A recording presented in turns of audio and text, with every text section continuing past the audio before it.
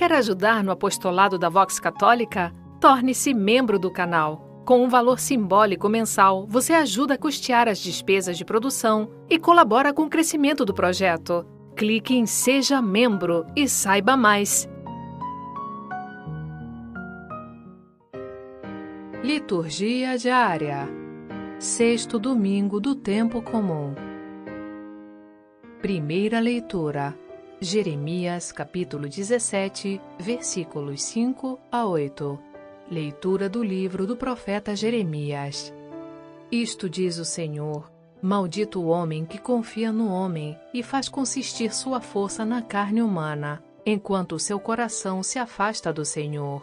Como os cardos no deserto, ele não vê chegar a floração, prefere vegetar na secura do ermo, em região salobra e desabitada. Bendito o homem que confia no Senhor, cuja esperança é o Senhor. É como a árvore plantada junto às águas, que estendem as raízes em busca de umidade. Por isso, não teme a chegada do calor. Sua folhagem mantém-se verde, não sofre míngua em tempo de seca, e nunca deixa de dar frutos. Palavra do Senhor. Graças a Deus. Salmo Responsorial 1. É feliz quem a Deus se confia.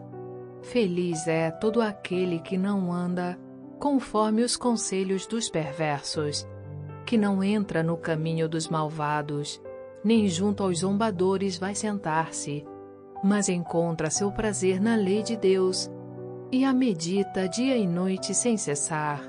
Eis que ele é semelhante a uma árvore, que à beira da torrente está plantada. Ela sempre dá seus frutos a seu tempo, e jamais as suas folhas vão murchar. Eis que tudo o que ele faz vai prosperar, mas bem outra é a sorte dos perversos. Ao contrário, são iguais à palha seca, espalhada e dispersada pelo vento, pois Deus vigia o caminho dos eleitos, mas a estrada dos malvados leva à morte. É feliz quem a Deus se confia. Segunda leitura. 1 de Coríntios, capítulo 15, versículo 12 e versículos 16 a 20. Leitura da primeira carta de São Paulo aos Coríntios. Irmãos, se prega que Cristo ressuscitou dos mortos, como podem alguns dizer entre vós que não há ressurreição dos mortos? Pois se os mortos não ressuscitam, então Cristo também não ressuscitou. E se Cristo não ressuscitou, a vossa fé não tem nenhum valor, e ainda estáis nos vossos pecados. Então, também os que morreram em Cristo pereceram. Se é para esta vida que pusemos a nossa esperança em Cristo, nós somos, de todos os homens, os mais dignos de compaixão. Mas na realidade, Cristo ressuscitou dos mortos, como primícias dos que morreram. Palavra do Senhor. Graças a Deus. Evangelho. Lucas capítulo 6, versículos 17 e 20 a 26. Proclamação do Evangelho de Jesus Cristo segundo Lucas. Naquele tempo, Jesus desceu da montanha com os discípulos e parou no lugar plano. Ali estavam muitos dos seus discípulos e grande multidão de gente de toda a Judéia e de Jerusalém, do litoral de Tiro e Sidônia. E levantando os olhos para os seus discípulos, disse: Bem-aventurados vós, os pobres, porque vosso é o reino de Deus. Bem-aventurados vós que agora tendes fome, porque sereis saciados. Bem-aventurados vós que agora chorais, porque havereis de rir. Bem-aventurados sereis quando os homens vos odiarem, vos expulsarem, vos insultarem e amaldiçoarem o vosso nome, por causa do Filho do Homem. Alegrai-vos nesse dia e exultai, pois será grande a vossa recompensa no céu, porque era assim que os antepassados deles tratavam os profetas. Mas ai de vós, ricos, porque já tendes vossa consolação. Ai de vós que agora tendes fartura, porque passareis fome. Ai de vós que agora rides, porque tereis luto e lágrimas. Ai de vós, quando todos vos elogiam. Era assim que os antepassados deles tratavam os falsos profetas. Palavra da salvação. Glória a vós, Senhor. Recebamos com alegria o Antônio Santoro para mais um programa Conversando sobre a Palavra. Oi pessoal, oi Sônia, tudo bom com vocês? Sejam muito bem-vindos a mais um programa Conversando sobre a Palavra, onde a gente tenta fazer com que a Palavra de Deus seja transmitida numa explicação simples, numa explicação descomplicada, numa linguagem que todos possam compreender. Se vocês gostam do nosso programa, gente, deixem um joinha, deixem um comentário, compartilhem os nossos vídeos com outras pessoas nos grupos da família, do WhatsApp, no Facebook, no Instagram, nas suas redes sociais, onde vocês acham que as pessoas vão encontrar e para aquelas pessoas que vocês acham que também vão gostar do nosso trabalho.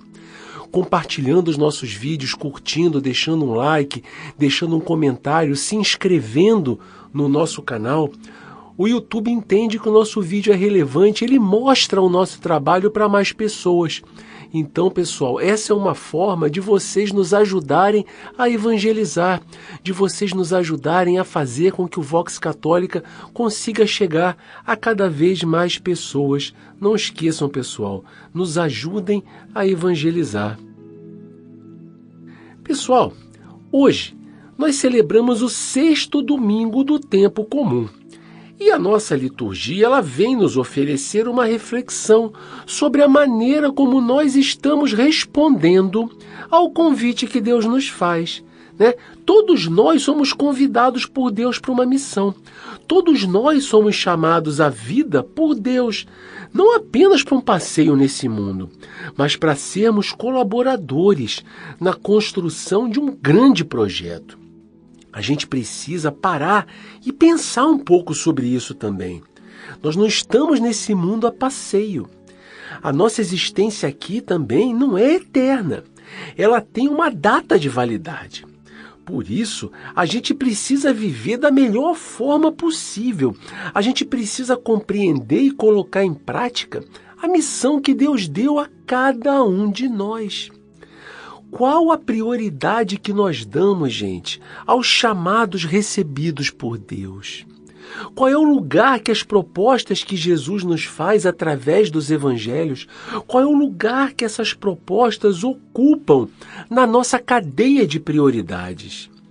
Jesus nos faz um convite para que a gente possa conhecer o seu programa de vida através das bem-aventuranças. Então, que essa liturgia de hoje nos faça conhecer, né? Nos faça diferenciar e saber colocar no devido lugar os valores do reino de Deus. A nossa primeira leitura de hoje é retirada do livro do profeta Jeremias. Como a gente já viu em vários programas anteriores, né? Jeremias foi um profeta que nasceu em Jerusalém, por volta do ano 650 a.C. Quando ainda, gente, ele era muito jovem, ele recebeu o chamado de Deus para a missão de ser profeta. E a sua missão foi muito longa, ela durou em torno de 40 anos. Ele atuou principalmente na sua própria cidade natal, em Jerusalém. Numa primeira fase do seu ministério, né, quando o reino estava sob o governo de Josias, né, que foi um rei que realizou uma grande reforma religiosa, destinada a banir do país os cultos aos deuses estrangeiros, a pregação de Jeremias ela girava em torno da conversão das pessoas e da manutenção da fidelidade a Javé. Mas em seguida ao reinado de Josias, veio uma época mais conturbada, uma época de muita instabilidade política, né, de muitas injustiças cometidas contra os mais vulneráveis, né, uma época de muita infidelidade religiosa. E além de tudo isso, os reis que governavam durante esse período, né, que foram Joaquim e Sedecias, foram reis muito aquém do que se esperava deles. Eles foram duramente criticados por Jeremias, justamente por buscarem a segurança do país, fazendo alianças com nações estrangeiras. Jeremias, ele via nisso, nessa busca por alianças com povos estrangeiros, uma atitude de infidelidade desses líderes com o país e com Javé, porque os governantes estavam confiando mais na segurança e no poder de alianças militares do que no poder protetor de Javé. E por causa dessas atitudes dos governantes, ele anunciou uma invasão estrangeira que ocorreria no país e que seria destinada a castigar esses pecados. O nosso texto de hoje, ele muito provavelmente é da época em que Joaquim ocupava o trono de Judá. E o contexto em que o profeta escreve é exatamente o reflexo da política que o governo estava adotando. Judá não estava colocando mais sua confiança no Senhor, não estava colocando sua confiança em Javé, mas estava depositando a sua confiança, a sua segurança, o seu futuro, nas mãos de outros homens, nas mãos de governantes de povos estrangeiros, com os quais eles tinham estabelecido alianças. Judá não estava mais depositando, a sua confiança em Deus, mas sim nos exércitos de povos estrangeiros que se aliaram ao rei Joaquim. Então Jeremias ataca com dureza esse tipo de política que era feito pelo rei, porque ele considerava que isso era um sintoma de uma grave infidelidade do povo para com Javé. Eles estavam confiando mais nos homens do que em Deus. É importante a gente ressaltar que esse texto ele não é um convite para que a gente desconfie de todas as pessoas que estão ao nosso lado também, pessoal. Não é nada disso. Na nossa vida, e essa é uma característica muito bonita dos seres humanos, nós somos capazes de desenvolver relações muito fortes, laços de amizades muito fortes com outras pessoas. Nós somos capazes de conquistar muitos amigos, que se tornam muitas vezes mais próximos de nós do que muitos membros da nossa própria família. Aliás, existe uma frase muito famosa que resume muito bem essa situação. Os amigos são a família que a gente escolhe. Pois é, não se trata aqui de uma pregação contra a amizade, contra a confiança nos amigos, contra a confiança dos relacionamentos, que são tão bonitos e que nós desenvolvemos no decorrer das nossas vidas.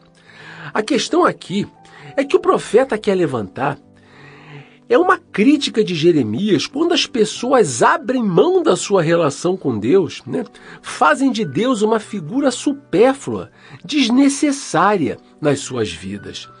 Porque outros seres humanos são capazes de dar a elas todo o suporte de que elas necessitam para viver.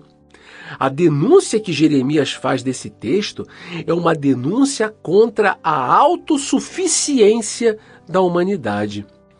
Quando as pessoas se tornam autossuficientes, ao ponto de abrirem mão do seu relacionamento com Deus, elas constroem uma vida vazia, uma vida que se apoia em algo que é finito, limitado, quando a própria existência das pessoas também é finita e limitada. Quando as pessoas abrem mão da sua convivência com Deus, elas se transformam em seres dependentes de outras pessoas, que podem, inclusive, abandoná-las a qualquer momento, sem nenhuma explicação. E quando isso acontece, a vida daquela gente perde todo o seu sentido, o mundo delas desaba. O nosso Deus, é um Deus de amor, que nos criou por amor, que quer viver junto com cada um de nós, que quer cuidar de cada um de nós, mesmo que todos aqueles ao nosso lado possam nos abandonar. Com Ele, sempre podemos contar, que nós nunca nos deixemos influenciar por essa tentação tão grande que acontece, principalmente quando tudo ao nosso redor vai bem.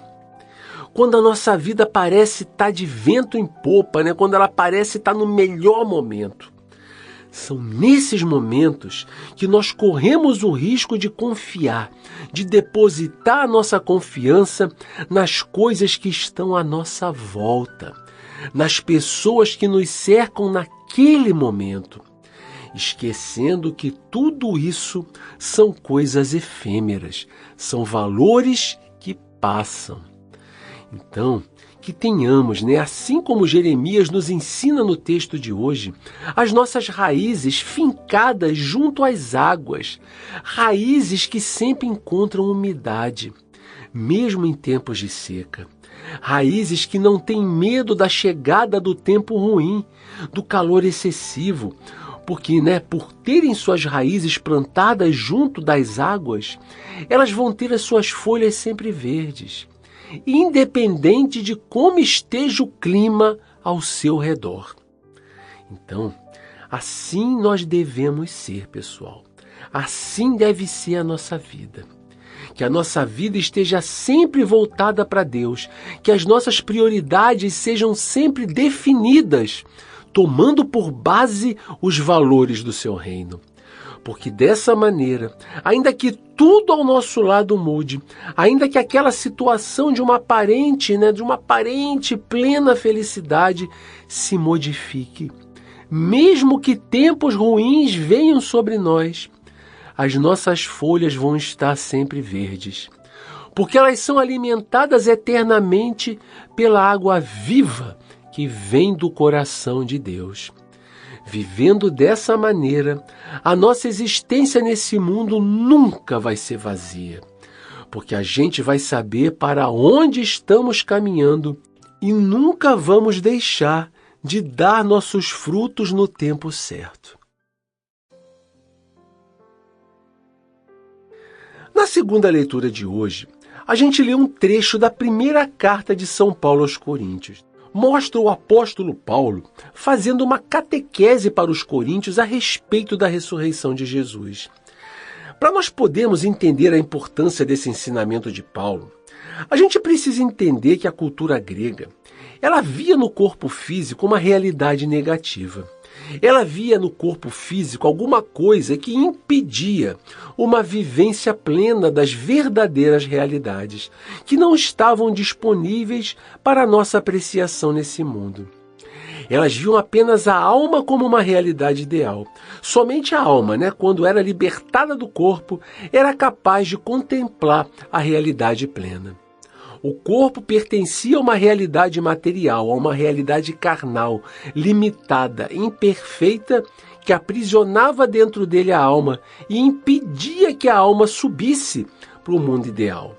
Por isso, a ressurreição total do corpo e da alma, dos dois juntos, não era uma coisa bem vista pelos gregos. Uma coisa que fosse de fácil aceitação para eles.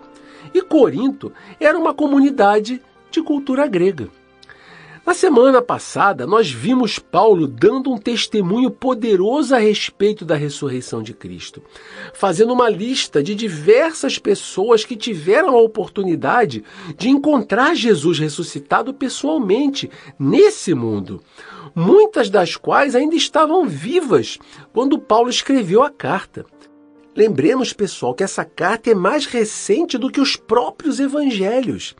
É uma carta que foi escrita há mais ou menos 25 anos apenas após a ressurreição de Jesus.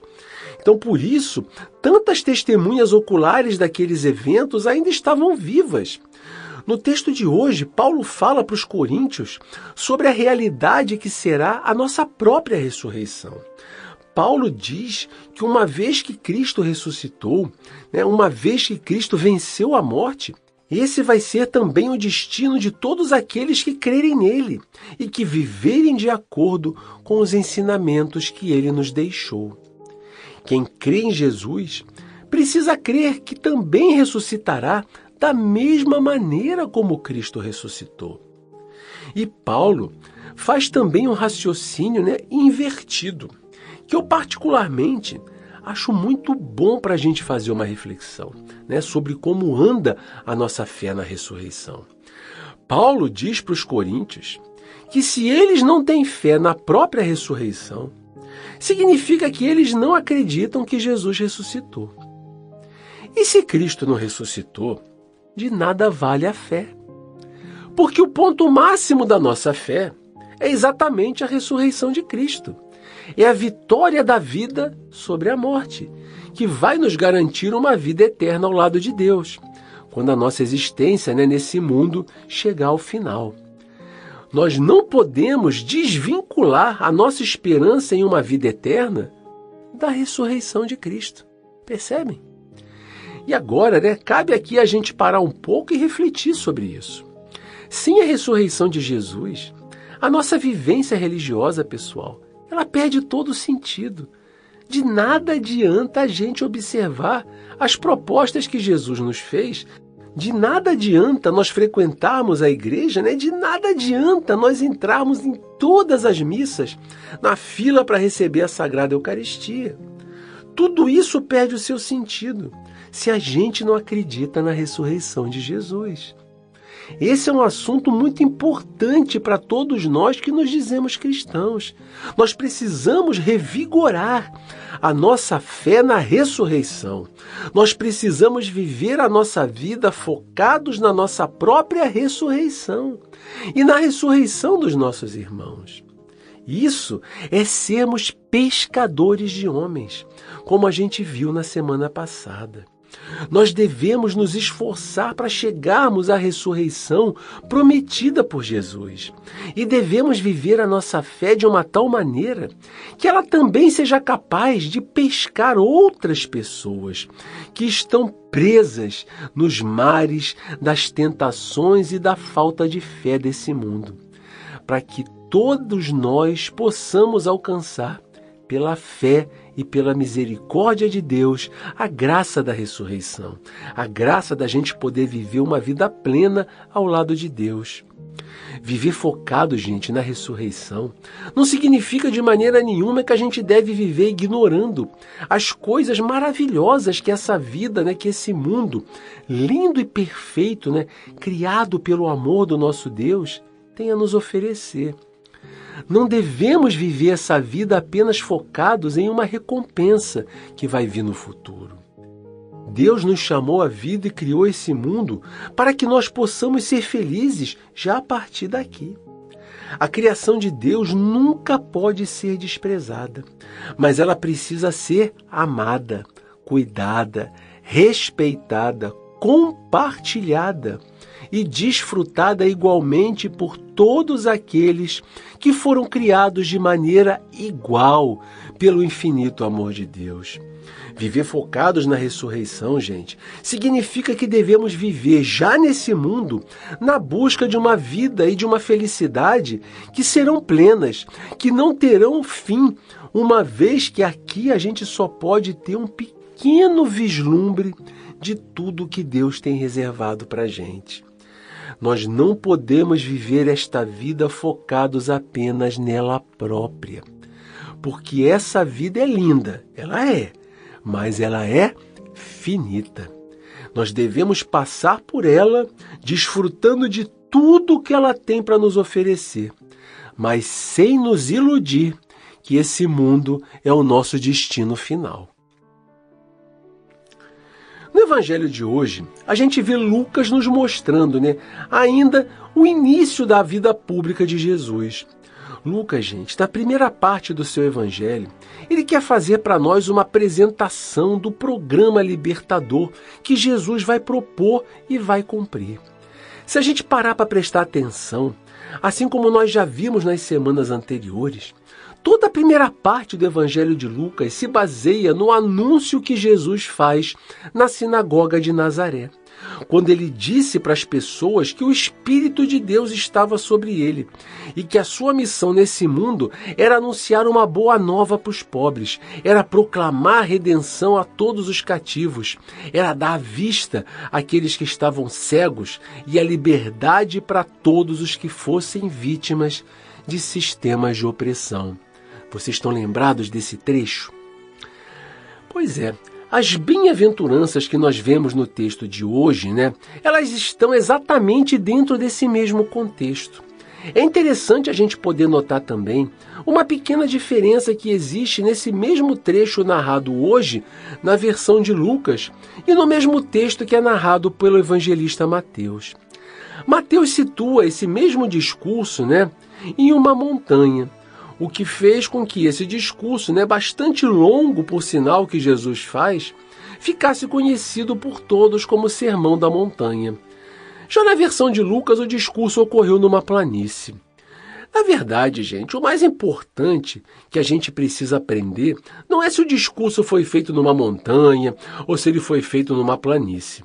Mas o mais importante é que a gente tenha o coração aberto para compreender e para viver as orientações que Jesus nos dá e que são a base de tudo aquilo que ele queria que a gente implementasse nas nossas sociedades, que são a base do seu programa libertador para a humanidade.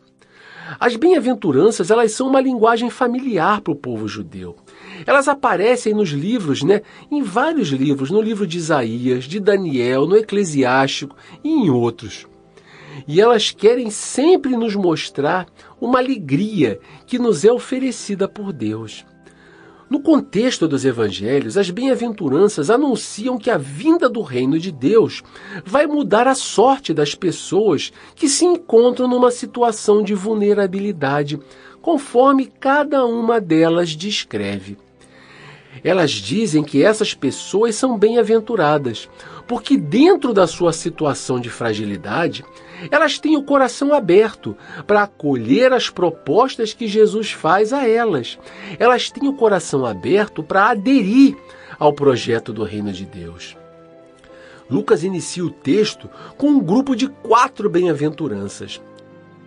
Os pobres, gente, são aqueles que têm a capacidade de renunciar aos bens materiais e ao seu orgulho, para, através da graça de Deus, se colocarem à disposição e ao serviço dos seus irmãos. Mas na visão de Lucas, os pobres também podem ser vistos como um resumo, como uma categoria que une todas as pessoas que nesse mundo são privadas dos seus bens e dos seus direitos mais básicos. São desprotegidas pelas autoridades, autoridades que deveriam protegê-las. E são explorados pelos mais poderosos, pelos mais ricos da nossa sociedade. Os que choram são todas as vítimas desse sistema injusto.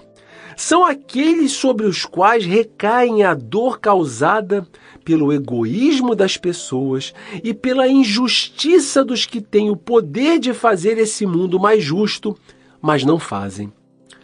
Para eles, a vinda do reino de Deus vai ser causa de grande felicidade. Da mesma maneira, os que têm fome também são vítimas desse mundo injusto em que a gente vive. Eles são privados do básico, do mínimo para a sua subsistência e para a subsistência das suas famílias.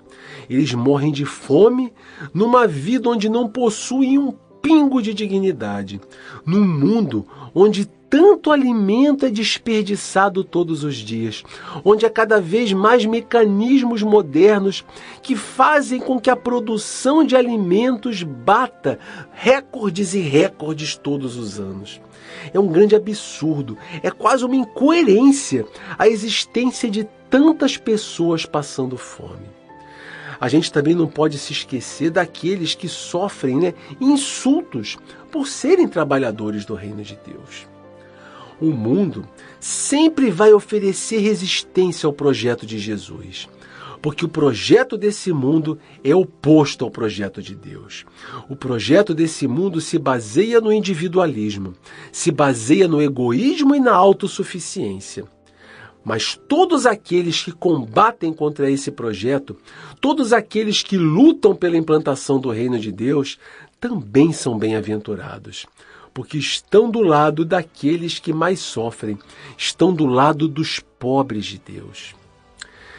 Já as maldições que a gente vê no final do nosso texto, os 4 ais que Jesus pronuncia, são exatamente o contrário do que nós vemos nas bem-aventuranças. Esses ais são direcionados para os ricos, para os que têm fartura de bens, para os que vivem suas vidas na comodidade, nas festas, numa falsa felicidade, como se não houvesse sofrimento ao seu redor. E também aos que são elogiados nesse mundo exatamente pelas suas atitudes contrárias aos valores do reino de Deus. Essas advertências são feitas por Jesus para que essas pessoas tenham tempo de converter o seu coração. Elas são pessoas, que, como nós vemos na primeira leitura de hoje, não colocam a sua confiança, não colocam o seu coração nos valores do reino, mas colocam suas esperanças, apostam todas as suas fichas em uma vida efêmera, temporária, uma vida que tem data final para acabar. São pessoas que colocam a sua confiança em outras pessoas e nos esquemas injustos e opressores que são alimentados por elas e que parecem, aparentemente, serem esquemas vencedores, mas não são. Jesus adverte a todos esses que acreditam nesse estilo de vida de que a realidade vai se inverter totalmente no final dos tempos. Eles não estão condenados desde já, mas eles precisam mudar o rumo das suas vidas. Eles precisam converter o seu coração. Eles precisam substituir os valores que esse mundo apresenta como vencedores, valores que permitem que eles tenham uma falsa ilusão de felicidade e de estabilidade. Eles precisam substituir esses valores em suas vidas pelos valores do reino de Deus. Essa é uma advertência que vale também para cada um de nós. Nós não temos nossa salvação garantida porque frequentamos a igreja todas as semanas, ou porque falamos de Jesus para as pessoas. Isso, gente, não é suficiente. Nós teremos a nossa salvação garantida quando, depois de aceitar o projeto do reino de Deus com sinceridade no nosso coração, depois de confessarmos Jesus como o nosso Salvador, nós adotarmos um estilo de vida coerente com tudo isso. Não basta sermos religiosos e piedosos, só da boca para fora, só nas nossas roupas, ou frequentando lugares santos. Nós precisamos ser testemunhas vivas e autênticas de que o reino de Deus chegou, verdadeiramente nos nossos corações. Enquanto nós estamos caminhando nesse mundo, sempre é tempo de conversão, sempre é tempo de mudança de vida. Façamos uma análise da nossa vida. Vejamos em que é que a nossa vida se aproxima das primeiras bem-aventuranças e no que é que ela se aproxima dos ais. E façamos de tudo para que nós nos afastemos dos ais, para que nós possamos converter a nossa vida de maneira prática, para que nós não depositemos nesse mundo nem nas pessoas a nossa confiança, mas que a nossa confiança e que a nossa esperança esteja sempre nas palavras de Jesus, esteja sempre em Deus. E através dessa confiança, através dessas palavras e desses valores, nós possamos pautar a nossa vida. Se nós agirmos assim, nós vamos estar dando um grande passo para a nossa salvação. Esse era o recado de hoje, pessoal. Fiquem com Deus. Quem não deixou o seu joinha, deixa o joinha, deixa um comentário, se inscreva no nosso canal, compartilhe o nosso trabalho com outras pessoas, nos ajudem a evangelizar. Um grande abraço para cada um de vocês, fiquem com Deus e até o nosso próximo programa. Obrigada, Antônio, obrigado, ouvintes. Tenha uma excelente semana e que Deus abençoe a todos.